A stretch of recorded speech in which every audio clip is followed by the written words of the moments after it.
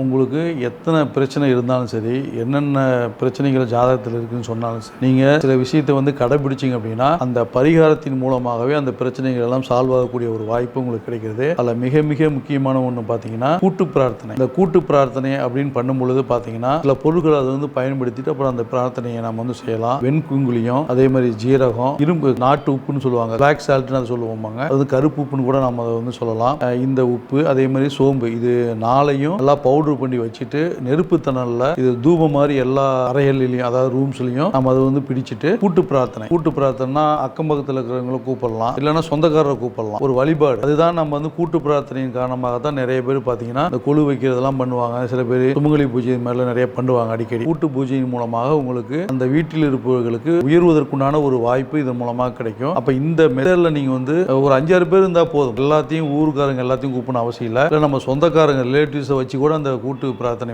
நம்ம செய்யலாம். ஒரு காயத்ரி மந்திரமோ விநாயகர் மந்திரமோ சொல்லி நாம அந்த பிரார்த்தனைகள் ஈடுபடும் பொழுது அந்த வீட்டில் இருப்பவர்களுடைய கஷ்ட நஷ்டங்கள் மாறும். உங்களுக்கு ஒரு சுபிட்சமான வாழ்க்கை இதன் மூலமாக ஏற்படக்கூடிய ஒரு வாய்ப்பு இருக்கின்றது. ஆகவே இதை நீங்கள் செய்யுங்கள்.